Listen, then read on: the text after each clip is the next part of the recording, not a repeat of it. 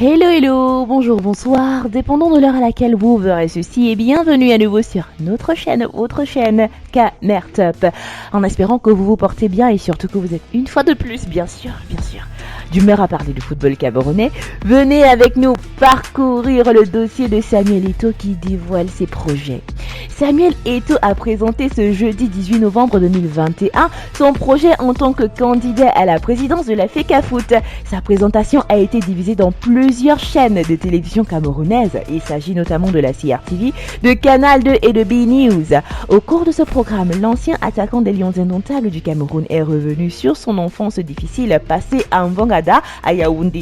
Ensuite, dans les quartiers populeux de Newbel à Douala, l'ancien meilleur buteur de la Liga espagnole raconte qu'il a dû s'inspirer de Roger Mila pour réaliser son rêve d'être footballeur professionnel.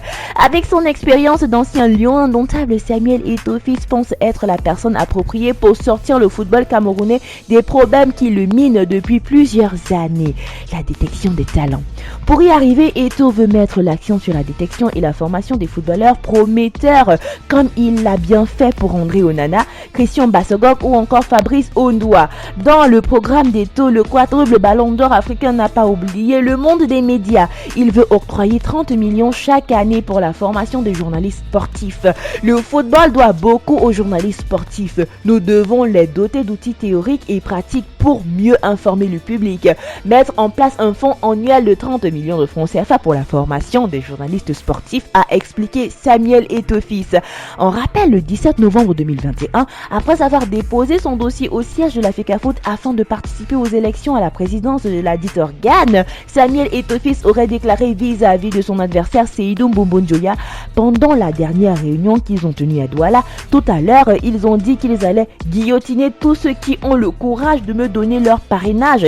Ils ont crié partout qu'ils avaient des voix. Mais de quoi ont-ils peur? Mais qu'ils sachent que si l'un des Camerounais qui a bien voulu me donner son parrainage est éliminé, je viendrai à ce siège avec toute cette foule qui me suit et même celle des autres régions pour ne pas déloger. Et s'il faille que j'amène notre gouvernement à le faire, je le ferai. Tels sont les dires de notre Goliath d'or. En plus, il caresse le projet de faire déclarer les joueurs de l'équipe nationale à la CNPS en vue de protéger leurs intérêts. Projet qui est tout à fait louable.